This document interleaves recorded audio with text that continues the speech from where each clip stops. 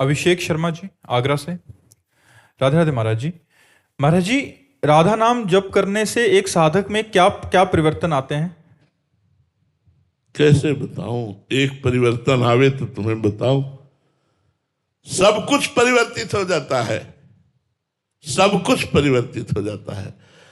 ए भाई, इतने लोगों में किसी ने राधा नाम से अपना परिवर्तन होते देखा है क्या? है जी? अब देखो कितने हाथ खड़े हो गए भाई, देखो सबके हाथ खड़े हो रहे।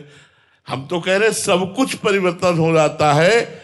अब क्या क्या तुम्हें बतावे राधा नाम के परिवर्तन से? ये तो तुम बाहरी देख रहे हो, आंतरिक जो वैभव प्राप्त हुआ है, आंतरिक जो सुख प्राप्त हुआ है, वो तो हमारी वाणी कह ही नहीं सकती। लेकिन हम सबसे प्रार्थना करते हैं, जैसे हम डॉक्टर की बात मानकर बिना कोई प्रश्न के औषधि पाते हैं, यदि आप हमारी प्रार्थना मान लेंगे और राधा राधा नाम जप करेंगे तो आप थोड़ी देर ही कीजिए, 24 घंटे में 24 मिनट ही कीजिए, फिर आप देखिए आपके जीवन का परिवर्तन होगा। हाँ, एक बात हो सकती है कि आपका राधा नाम शुरू हुआ और पाप कर्म लागू हो गया, वो विपत्ति दुख देने लगा, तो आपको ये भ्रम नहीं होना चाहिए कि राधा नाम का फल, ये विपत्ति, ये दुख, ये कैसे हो सकता है। ऐसा नहीं, वो राधा नाम अपना फल प्रकाशित करेगा, लेकिन पहले तुम्हारे पापों को भस्म करेगा, पापों को नष्ट करेगा, फिर वो प्रकाशित करेगा। हम क्या क्या वर्णन करें, एक हो तो वर्णन करें। हम इतना जरूर कहते हैं कि सब रूप से परिवर्तित कर देता है। राधा नाम सर्व परिवर्तन कर देता है, जीवन को शून्य से अंक में ले आता है। जैसे शून्य रखा है और एक अंक रख गया, तो पहले शून्य था तो क्या महत्व था? कुछ नहीं। अब एक अंक रख गया तो क्या महत्व हो गया? 10। फिर एक शून्य बढ़ा दो 100, फिर एक शून्य बढ़ा दो 1000। राधा नाम अंक लग गया तो अब हमारा जीवन पहले शून्य था, अब अंक युक्त शून्य हो गया। जो अंक युक्त शून्य है उसका 10 गुना मान बढ़ता चला जाता है। इसलिए सदैव राधा नाम का स्मरण करो। फल तो निश्चित मिलेगा। जब पाप कर्म का फल मिलता है जो असत है, तो सत राधा नाम का फल आपको क्यों नहीं प्राप्त होगा? इसलिए आप जरूर राधा राधा रटिए और स्वयं अनुभव कीजिए कि आप में क्या परिवर्तन होता है। डॉक्टर विष्णु चौधरी जी गोवर्धन से। राधे राधे महाराज जी। महाराज जी, साधक सहज में विषय या वस्तु के आकर्षण से विमुख कैसे हो सकता है? सहज में तो नहीं होगा। सहज में तो विषयाकर्षण और विषयों की तरफ ही जाएगा। जैसे पानी को सहज में छोड़ो तो नीचे की तरफ ही जाएगा, ऐसे ही सहज में मन और 5 ज्ञानेंद्रियों की गति नीच विषयों की तरफ ही है। मनाः कष्टानि इंद्रियाणि प्रकृति स्थानि कर्षति। माया की तरफ ही 5 ज्ञानेंद्रियां शब्द स्पर्श रूप रस गंध भोगने के लिए मन के साथ जाती। सहज में तो इसकी ये गति है। अब भजन के द्वारा इनको ऊर्ध्वगामी बनाना होगा। सहज में नहीं हो सकती, सहज में नहीं। जब हम गुरु चरणों का आश्रय लेकर उनके द्वारा बताई हुई साधना करते हैं, शनै शनै धीरे धीरे मन को विषयों से हटाकर प्रभु में लगाते हैं और बहुत लंबे समय तक, दीर्घ काल तक ऐसा अभ्यास करते हैं, तब जाकर के मन वश में होता है। उसमें भी भोजन का सुधार, भोजन पवित्र होना चाहिए, सतोगुणी होना चाहिए और श्री ठाकुर जी महाराज को भोग लगा होना चाहिए। नेत्रों का सुधार, मोबाइल से गंदी बातें नहीं देखनी चाहिए, दृश्य गंदे नहीं देखने चाहिए। कानों का सुधार, भगवान की चर्चा सुननी चाहिए, दूसरे की निंदा नहीं सुननी चाहिए, चुगली नहीं सुननी चाहिए, गंदी बातें नहीं सुननी चाहिए। वाणी का सुधार, नाम जप करना चाहिए, नाम कीर्तन करना चाहिए, किसी की निंदा नहीं करनी चाहिए, प्रपंच की बातें नहीं करनी चाहिए। जब ये सुधार करते हुए, नाम जप करते हुए शनै शनै मन और इंद्रियों को प्रभु में लगाओगे तो दीर्घ काल के अभ्यास में ऐसा फल आएगा कि वो मन फिर चंचलता छोड़कर निष्पाप होकर भगवान में लग जाएगा। सहज में तो नहीं लगने वाला प्यारे, ये जीवन भर का अनुभव है। सहज में छोड़ो तो भोगों में ही जाता है, और इसको जबरदस्ती भगवान में लगाना होता है, मेहनत करके लगाना होता है, प्रयास करके लगाना होता है। सहज में छोड़ो तो भोगों में जाता है, इसका सबको अनुभव है। छोड़ दो अभी भोग में चला जाएगा। अगर वो पकड़ में आता है तो भगवान नाम जप, मंत्र जप और शास्त्रों का स्वाध्याय, संत वाणी का श्रवण, इन्हीं के द्वारा पकड़ में आता है। मीरा शर्मा जी गुजरात से। राधे राधे महाराज जी। महाराज जी, रामचरित मानस में लिखा गया है कि कर्म प्रधान विश्व करी राखा, जो जस करहीं सो तस फल चाखा। और ऐसा भी सुना है कि सुनहु भरत भावी प्रबल, या जस अपजस विधि हाथ। महाराज जी, कर्म प्रबल है या भाग्य? तो विधि हाथ तो कर्म ही कद से बनता है ना, जिसे प्रारब्ध कहते हैं, जिसे दैव कहते हैं, जिसे विधि विधान कहते हैं। तो विधि विधान कैसे बनता है? पूर्व के कर्मों से ही तो हमारा भाग्य बनता है। अब हम नए कर्म कर रहे हैं, उनको क्रिमाण कहते हैं।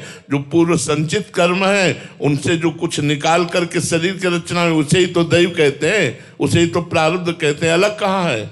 उसे ही तो प्रारब्ध कहते हैं। समझो ना, प्रारब्ध कर्म जो दैव कर्म है, जो भाग्य कर्म है, जो परिणाम में आया है कि अब इस जन्म में ये होगा, इस आयु में होगा, वो हमारे पूर्व कर्मों का परिणाम ही तो है। तो जैसे हमने कर्म किए वैसा ही परिणाम हमें भोगने को मिल रहा है। अलग से क्या है? दैव प्रारब्ध कोई अलग चीज थोड़ी नहीं है। वो प्रारब्ध जो बना वो हमारे शुभ अशुभ संचित कर्म से निकाल करके जो मानव शरीर की रचना हुई, उसी से प्रारब्ध बना, उसी को प्रारब्ध कहते हैं। अनुजय धर जी डेनमार्क से। राधे राधे महाराज जी, आपके चरणों में कोटि कोटि प्रणाम। महाराज जी, कहा जाता है कि भगवान अपने भक्तों की परीक्षा लेते हैं, लेकिन अक्सर वो परीक्षा बहुत कठिन या कष्टप्रद भी हो जाती है, तो नाम के बल से उसको बदला जा सकता है? देखो, परीक्षा बड़े सिद्ध पुरुषों की होती है। भगवान परीक्षा बच्चों की नहीं लेते हैं। हम लोग बहुत छोटे भगत हैं। हम लोगों के सामने भाग्यवश विपत्ति और संपत्ति आती रहती है, परीक्षा नहीं होती। परीक्षा बड़े भक्तों की होती है, सिद्ध भक्तों के कि आरे चलवाए जा रहे हैं, आग में जलवाए जा रहे हैं, विष पिलाया जा रहा है। यहाँ का परीक्षा हो रही, यहाँ कहाँ परीक्षा? परीक्षा बड़े भक्तों की होती है, जो विश्व लेवल के भगवान के पूर्ण समर्पित भक्त होते हैं। हम लोगों में जो संपत्ति विपत्ति आती है वो प्रारब्ध से आती है, उसका भगवान की परीक्षा से कोई लेना देना नहीं है। कि जो बड़े भक्त हैं उनकी संपत्ति विपत्ति प्रारब्ध से नहीं, भगवान से आती। जैसे सुदामा जी, विपत्ति है तो भगवान की कृपा है, और संपत्ति है तो भगवान की कृपा है, दुलार है। दोनों में वो देख रहे हैं। अपने लोग जो अभी कर्माधीन है वो कर्म से आती है, वो दैव से द्वारा प्रेरित है, वो भगवान के द्वारा। भगवान परीक्षा नहीं, भगवान बड़े भक्तों की परीक्षा लेते। हम लोग फेलियरों की परीक्षा क्या लेंगे? हम लोग तो फेलियर है ही। कौन ऐसे कह सकता है कि मैं माया से पास हूं? अरे शिव विरंच का मोह ही को है बपुरान, अस जी जान भजी मायापति भगवान। ईश्वर कोटि के महापुरुषों को तो माया ने मोहित कर लिया। हम लोग क्या है? हम लोग तो बस भगवान की चरण छत्र छाया में नाम जप करके और फेलियर बन के निकल जा रहे हैं। अगर कोई कहे मैं पास, तो उसी समय चेक हो जाएगा कि तुम कैसे हो, तो फेल हो जाओगे।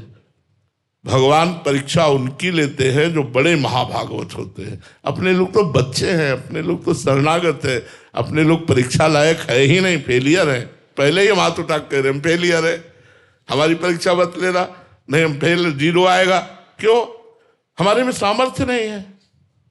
हम देख रहे हैं, हम आपकी कृपा से नाम जप कर रहे हैं, आपकी कृपा से धाम वास कर रहे हैं, आपकी कृपा से हम जी रहे हैं। तो नाथ, आपकी कृपा ही हमारा बल है, हमारी कोई साधना बल नहीं है। अगर साधना बल होता तो हम परीक्षा के लिए तैयार होते। नाथ, हम तो आपके चलाए चल रहे हैं, आपकी जियाए जी रहे हैं। जैसे आप चला रहे वैसे चल रहा हूँ प्रभु, मेरी परीक्षा क्या? तो हम लोग तो साधारण भक्त हैं, असाधारण भक्तों की परीक्षा होती है। महाराज जी, बहुत जो नए साधक होते हैं प्रारब्धवश, ये तो अभी समझ आई है परिभाषाएं आपके श्रीमुख से, पर महाराज जी उनका ये प्रश्न रहता है कि जब से भक्ति मार्ग में पैर ही रखा है तो प्रतिकूलताएं ज्यादा आने लगती हैं। उसका संयोग बन जाता है ऐसा कि जैसे हम आज से भक्ति शुरू की और आज से ही हमारा पाप कर्म लागू हो गया। अब हमें दुख पर दुख भोगना पड़ेगा। कर रहा हूं अच्छे कर्म, लेकिन भोगना पड़ेगा दुख पर दुख। अब जैसे किसी ने पाप शुरू किया और कर्म शुभ जो पूर्व के जमा है उनका फल लग गया, अब उसकी उन्नति होनी शुरू हो जाएगी। अब वो सोच रहा है मैं पाप कर्म कर रहा हूं, उन्नति को प्राप्त हो रहा हूं। ऐसा नहीं है। तुम्हारे पुण्य कर्म जिस दिन नष्ट हो जाएंगे और नवीन पाप कर्म और पूर्व पाप कर्म जुड़ेंगे, उस दिन ऐसा ब्लास्ट होगा कि सर्वनाश हो जाएगा। और जो धर्म से चल रहा है उसके पाप नष्ट हो रहे हैं। आज वो कष्ट में है, लेकिन कल वो महान उच्चतम स्थिति को प्राप्त होगा। आध्यात्मिक और माइक प्राकृतिक दोनों, इह पर लोग सकल सुख पावत। इसलिए ऐसा न सोचना चाहिए कि आज भक्ति में कदम रखा और हमें प्रतिकूलता भगवान देने लगे, ऐसा नहीं है। प्रेम दुलारी शरण जी पानीपत से। राधे राधे महाराज जी। गुरुदेव भगवान, क्या इष्ट सेवा, गुरु सेवा और संत सेवा करने से प्रारब्ध का नाश हो सकता है? हाँ, हो सकता है, यदि संकल्प किया जाए तो। संकल्प न किया जाए तो प्रारब्ध भोग कर इष्ट सेवा, संत सेवा, गुरु सेवा भगवत प्राप्ति करा देगी।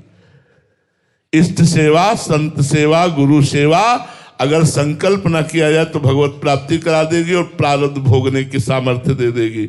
अगर संकल्प कर लिया जाए कि इष्ट सेवा, गुरु सेवा, संत सेवा से मेरा ये रोग नष्ट हो जाए, मेरा प्रारब्ध नष्ट हो जाए, तो निश्चित नष्ट हो जाएगा, निश्चित, इस पे कोई संशय नहीं है जी। राजकुमार जी महाराष्ट्र से।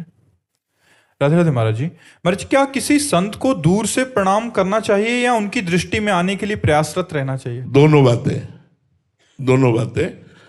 पहले तो हम ये देख लें कि इस समय का वातावरण कैसा है। जैसे लाखों लोग हैं तो हमारी दृष्टि में दूर से पड़े, गुरु ही प्रणाम मन ही मन कीना। अगर हम कोशिश करते हैं और आगे के लोगों को दर्शन में बाधा पड़ती है और आगे के लोग गिर पड़ते हैं हमारी कोशिश से, तो ये हमारी नादानी होगी। हम जहाँ हैं वहीं खड़े होकर दृष्टि से ही मन प्रणाम कर लिया। यदि ऐसा अवसर मिलता है कि आगे जगह है और हम जाकर उनकी दृष्टि में आ जाए, तो दोनों प्रयास करने चाहिए। लेकिन अगर आगे लोग खड़े हैं तो उनकी दृष्टि में हम बाधा ना पहुंचावें, हम जहां हैं वहीं से खड़े खड़े दर्शन करें, हमें बराबर फल प्राप्त होगा, इसमें कोई संशय नहीं। राधे राधे महाराज जी।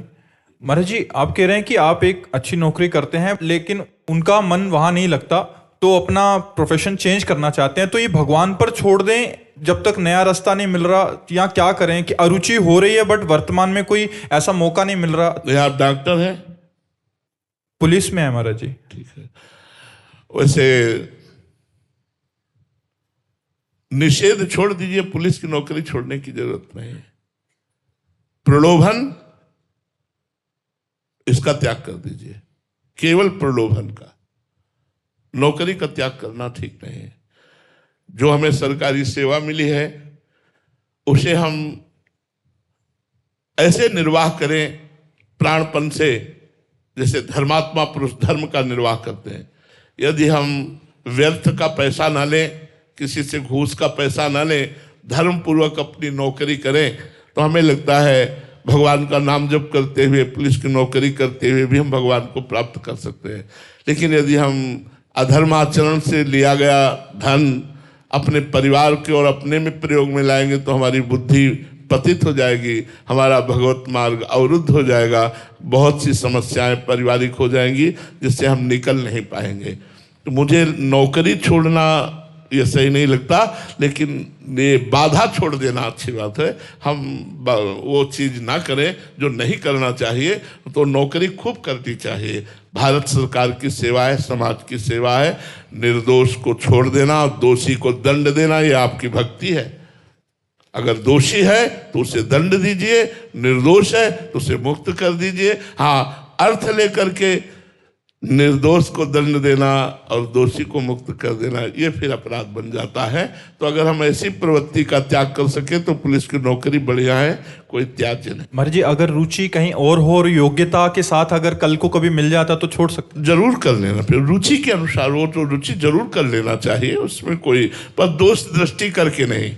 अरुचि है और बेचैनी से। हाँ, क्योंकि सैकड़ों ऐसे पुलिसकर्मी हैं जो भक्ति से जुड़े हुए हैं और बड़े ईमानदार, बड़े सच्चे, बड़े भगवत भक्त हैं और सेवा में भी रहते हैं। तो हम तो देखते हैं कि अंगुली में काउंटर पहने हुए नाम जप कर रहे हैं और गन लिए खड़े हैं।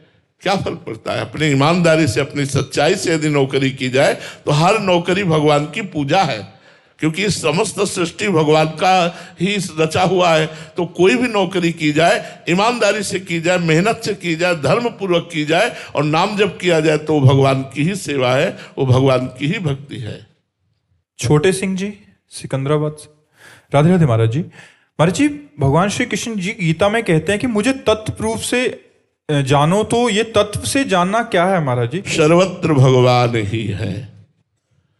वासुदेवास्वरमिति स महात्मा सुदुर्लभा। सब जगह भगवान वासुदेव विराजमान है, यह है तत्व से जानना।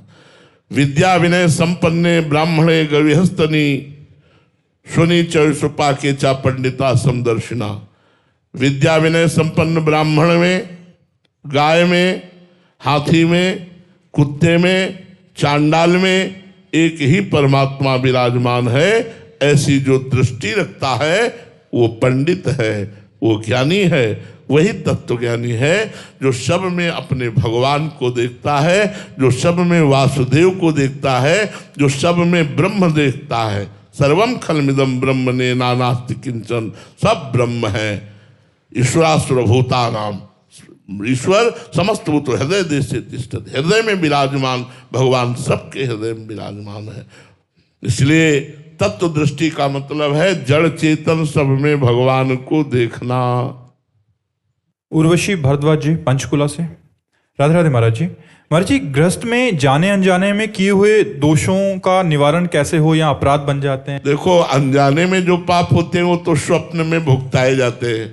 भयानक स्वप्न देखकर जो कष्ट होता है सूक्ष्म शरीर को, मन को, उससे नष्ट हो जाते हैं। लेकिन जानकारी में जो पाप होते हैं वो शरीर को दंड दिया जाता है, स्थूल शरीर को, जागृत अवस्था में। तो उसके प्रायश्चित के लिए अनुष्ठान है, भगवान नाम कीर्तन है, संतों की सेवा है, तीर्थ याटन है, शास्त्रों का स्वाध्याय। शास्त्रों में कई स्तोत्र हैं पापनाशक, उन स्तोत्रों का पाठ करे, तीर्थों का अवगाहन करे, संत सेवा करे, नाम जप करे तो सब पाप नष्ट हो जाते हैं।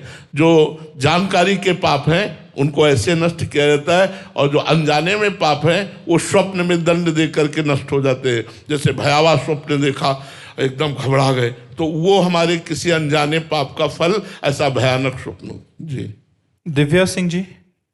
राधे राधे महाराज जी। महाराज जी, भक्ति और साधना में मन को कैसे स्थित करें महाराज जी? पहली बात, जहां जहां मन जाए वहां वहां से हटाकर अपने इष्ट में लगाना, नाम में लगाना, मंत्र में लगाना। दूसरी बात, जहां जहां मन जाए वहीं भगवान को देखना। जिस वस्तु व्यक्ति स्थान में मन जाए बार बार उसमें भगवान को देखें। ये भी, इसमें भी भगवान है, इसमें भी भगवान। पहली बात है वहां वहां से हटाकर इष्ट नाम मंत्र में लगाना। दूसरी बात है वहां अपने इष्ट को देखना। तीसरी बात है मन को समझाना। प्यारे, एक बार मेरा साथ दे दो, बहुत जन्मों से मैं आपका साथ दे रही हूं, जो जो तुम कहा वो किया, अब एक बार मेरा साथ दे दो, मैं भगवान नाम जप करना चाहती हूँ, आप मेरा साथ दे दो। मन को समझा बुझा कर नाम में लगाना, जहाँ जाए वहाँ से हटाकर नाम में लगाना, जहाँ जहाँ जाए वहाँ भगवान का भाव करना। अगर हम ऐसा अभ्यास करें तो अभ्यास योग युक्तेन चेतसा नान्यगामिना, एक दिन ऐसा आएगा कि आपका मन भगवान में लग जाएगा, चित्त भगवान में लग जाएगा। पर इसके लिए भोजन सुधार, बाजारू चीजें खाने से मन चंचल हो जाता है। सात्विक रसोई का भोजन और भगवान को भोग लगा के पाने से मन शांत रहता है। भोजन जैसा खाओ अन्न वैसा बने मन, भोजन पर सुधार कीजिए। आजकल भोजन पर सुधार नहीं देखा जाता, इसीलिए ज्यादा भजन में मन नहीं लगता। रियांश गर्ग जी। राधे राधे महाराज जी। महाराज जी, मैं प्रतिदिन नाम जप करता हूँ। मेरे पापा मुझे नाम जपने के हर 10,000 नाम जपने पे 200 रुपया देते हैं महाराज जी। इससे मेरे को ज़्यादा पैसे मैं कमा लूँगा तो मैं जल्दी जल्दी नाम जप करता हूँ। तो महाराज जी, मैं लालच तो नहीं कर रहा या करता रहूँ? बहुत धन्यवाद। और आपके पिताजी को भी धन्यवाद जो आप अपने बच्चों को सत्मार्ग में लगाने के लिए ऐसा दुलार करते हैं, प्रलोभन करते हैं। हर माता पिता को ऐसा ही करना चाहिए कि आज हम तुमको आइसक्रीम पवाएंगे, तुम बैठ करके 1000 राधा नाम जप करो, देखो आज हम तुमको अमुक जगह ले चलेंगे घुमाने, आप 2000 राधा नाम जप करो, बैठ करके हमें दिखाओ काउंटर में जप के। अगर 2000 बार तुम राधा नाम जप करोगे तो तुम जो चाहोगे हम तुम्हें ला के दे दें। ऐसे प्रलोभनों के द्वारा यदि हम भगवत भक्ति की शिक्षा दे, वही धन्य है माता पिता, वही धन्य है नाम जापक बालक। नाम प्रसंग कहत उपदेश, जहाँ धर्म धन्य सो देश, धन्य सो कुल जय जन्म भयो, धन्य सो तात धन्य सो माय, संतत सकल सुनो चितलाय। श्री हरिवंश प्रताप जस जो नाम जापक है वो कुल धन्य हो जाता है, वो माता धन्य, वो पिता धन्य, वो प्रदेश धन्य हो जाता है जहाँ भगवान का भक्त जन्मता है। तो इनमें जो आप संस्कार डाल रहे हैं, ये संस्कार इनके जवानी में जब फलीभूत होंगे तो ये सदगृहस्थ भागवत होंगे, सदगृहस्थ धार्मिक पुरुष होंगे ये, क्योंकि नाम इनकी बुद्धि को परम पवित्र कर देगा। धन्य है वो माता पिता जो अपने बच्चे को ऐसे सत्मार्ग में लगाते हैं। और बच्चों को प्रलोभन दे के लगाना ये कोई बड़ी बात नहीं है, और ना ही इसमें कोई निंदनीय बात है, ये आपका कर्तव्य है, ये कर्तव्य। एक बार एकनाथ स्वामी जी जब कीर्तन करते थे महाराष्ट्र के, तो गांव के बहुत से लोग जो इधर उधर समय व्यतीत करते हैं उनको बुलाने के लिए उस समय पाव पाव भर चीनी रखा। जो कीर्तन में 1 घंटे आकर बैठेगा उसे पाव भर चीनी देंगे। अब भीड़ लगने लगी, खूब जय राम कृष्ण हरि, जय राम कृष्ण हरि, सब नाचते। तो किसी ने कहा कि आप प्रलोभन देते हैं।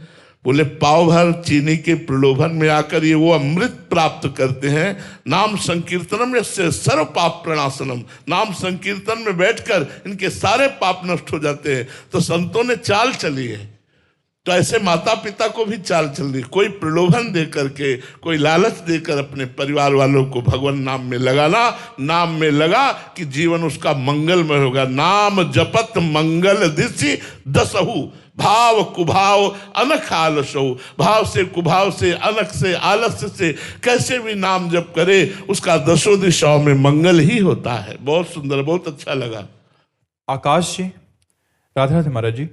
महाराज जी, हमने आपके श्रीमुख से सुना है कि भगवान के घर का सदस्य बन जाओ। महाराज जी कृपया बताने की कृपा करें कि घर का सदस्य कैसे बना जाता है। भगवान को अपना मानना, पिता मान लो, भाई मान लो, मित्र मान लो, पुत्र मान लो, प्रीतम मान लो, कुछ तो मान लो।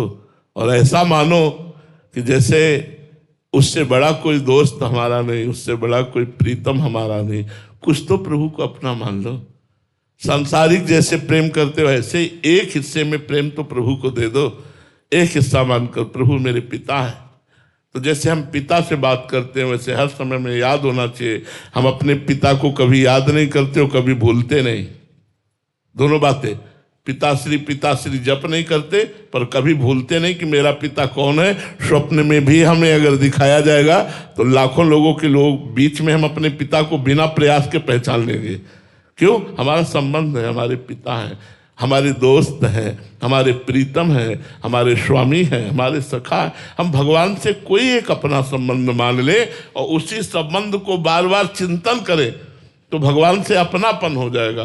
अपनापन हो जाने का मतलब घर के हो जाना। अपनापन भगवान से, मेरे भगवान, मेरी प्रियाजू, मेरे लालजू, मेरे प्रीतम, मेरे स्वामी, मेरे सखा, मेरे जीवन सर्वस्व। तुमेव माता च पिता तुमेव, तुमेव बंधुश्च सखा तुमेव, तुमेव विद्या द्रविणं तुमेव, तुमेव सर्वम मम देव देव। आप ही सब कुछ मेरे हो। श्री राधा वल्लभ।